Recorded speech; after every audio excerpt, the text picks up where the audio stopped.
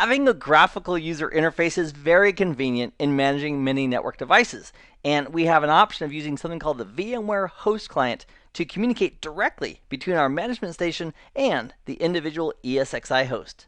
We've configured static IP addresses on ESXi 1, 2, and 3.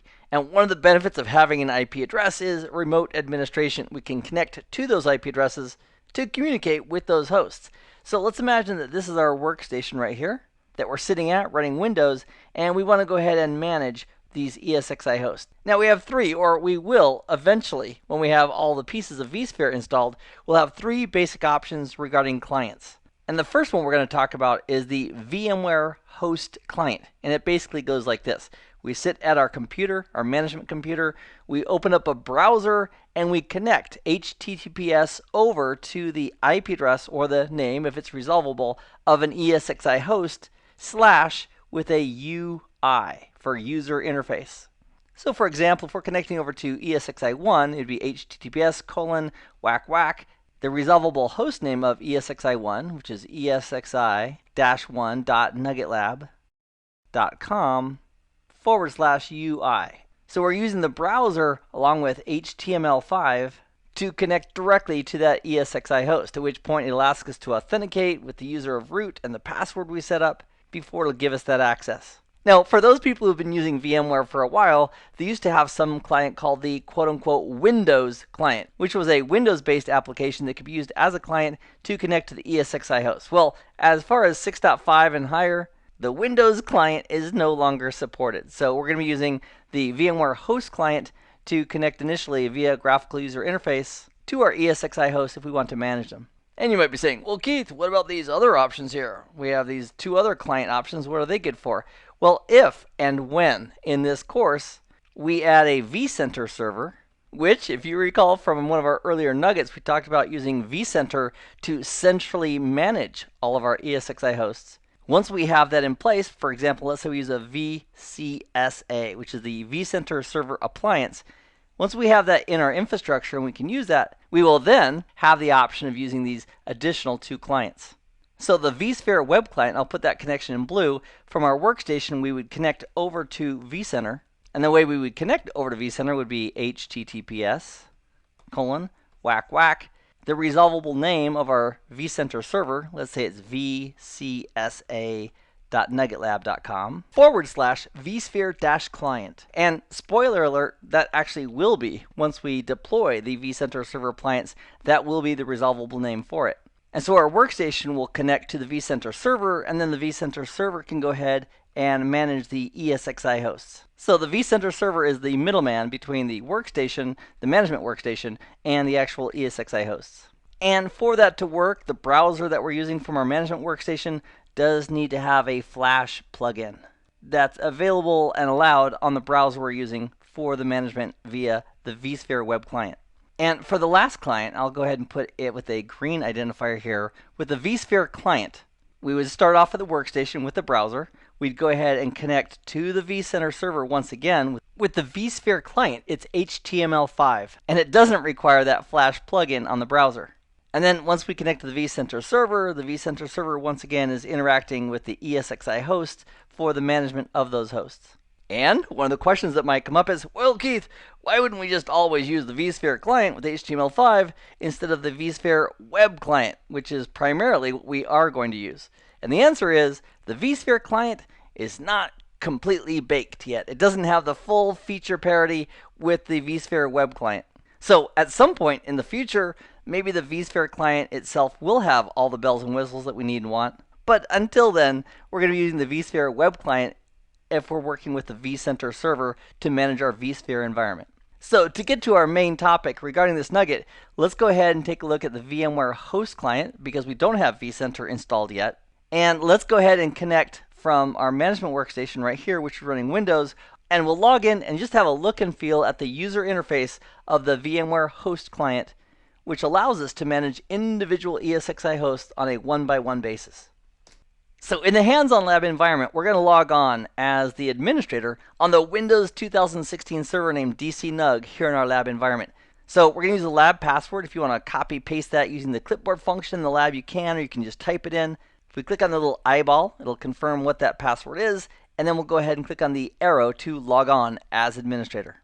This Windows computer that we're using is named DC-NUG. It is a domain controller with Active Directory services. It's also acting as our DHCP server and DNS server. So before we open up a browser and connect over to ESXi1, let's do some name resolution just to verify that the DNS behind the scenes is correctly working. So on the Windows computer, let's go ahead and right-click on the Windows icon in the bottom left-hand corner. And then from the menu, let's go ahead and select Command Prompt. Here at the Command Prompt, let's go ahead and do an NS lookup, space, and then we'll type ESXi-1.nuggetlab.com. and press enter. So this is a great confirmation of several things. Number one, our DNS server is dc-nug.nuggetlab.com, this computer, at the IP address of 192.168.1.100, and it resolved the name esxi-1.nuggetlab.com to ESXi1's address of 192.168.1.101. That's perfect. So now that we know that name resolution works fine, we can close that window, and let's open up Internet Explorer. There's an icon right here on the taskbar for it. And here in Internet Explorer, let's go ahead and type in https:// and then the name of our ESXi host, which is esxi-1.nuggetlab.com/UI for user interface. And then we'll press enter, and it's throwing us some shade regarding the self-signed certificate that's on the ESXi host. So effectively, this computer and the browser don't trust the signer of the digital certificate that ESXi1 is currently using, which is going to be typical in a newly deployed ESXi host that's using a self-signed certificate. So what we're going to do is we're going to go ahead and click on Continue to this website in our lab environment. So we'll click on that link, and let's maximize this window as well.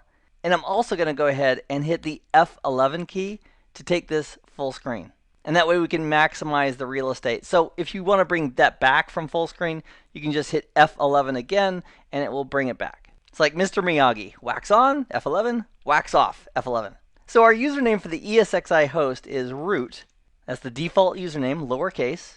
And then we'll click in the password field, and we'll supply our lab password. And we can click the eyeball just to verify what that is. And with that in place, we'll go ahead and click Login. It's asking me if we want to store a password for nuggetlab.com. I'm going to say no, not for that site. And give it a few minutes to crunch on that. And we're using effectively the VMware host client to communicate from our management workstation directly over to ESXi-1. Now, in reality, in a vSphere environment where we have a centralized management server like a vCenter server, it's not very often that we're going to be connecting directly from our management workstation over to the ESXi host directly with this client. However, if there's a failure of the vCenter server where it lost connectivity, or in our case, where we don't even have a vCenter server installed yet, this is important to be aware of the functionality of connecting over to an ESXi host so you can manage it directly. So here in the lab environment with the VMware host client, if you want to kick the tires and walk around a little bit, certainly you can do that.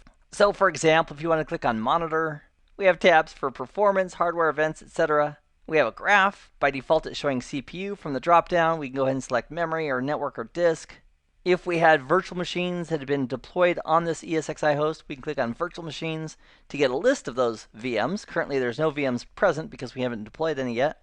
And if we click on storage, it'll show the current storage. And by default, there's a data store, which is a storage unit used by VMware ESXi hosts that's local on the local hard drive, and it's named Data Store 1 by default. So if we wanted to rename the data store, we can simply right-click on it.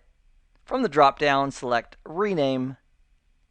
And let's go ahead and call this ESXi-1 underscore data store. And if we did that on each of our ESXi hosts, we renamed it ESXi1 data store, 2 data store, and 3 data store on ESXi1, 2, and 3 respectively. That way, later when we're managing the entire environment with vCenter, if we look at the data stores, we could tell by name whose local data store we're currently looking at.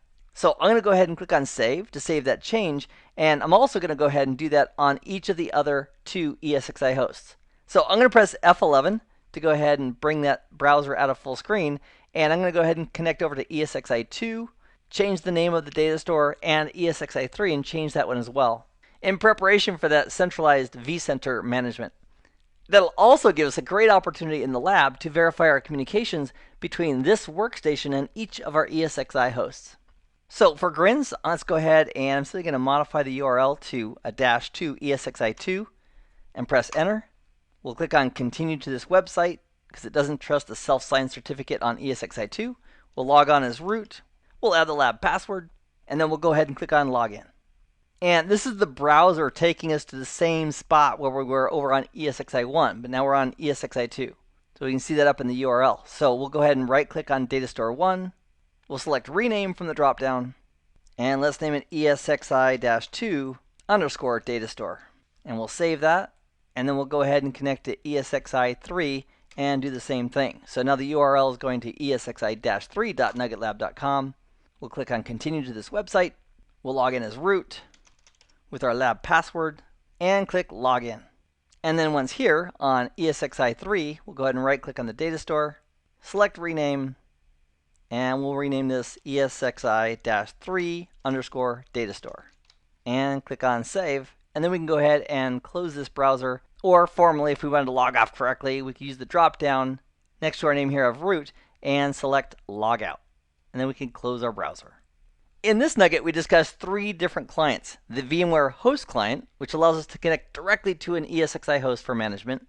And then 2 other clients that require the use of the vCenter server as the intermediary. And those 2 additional clients are the vSphere web client, which requires the Flash plugin, and then the not yet full-featured vSphere client, which is HTML5 based, but doesn't have the full features of the vSphere web client yet. So now I would encourage you, if you haven't already, to go ahead and do the hands-on practice in the lab environment to reinforce the skills and get some practice with the host client. And I'll see you, my friend, in the very next video. Meanwhile, I hope this has been informative for you, and I'd like to thank you for viewing.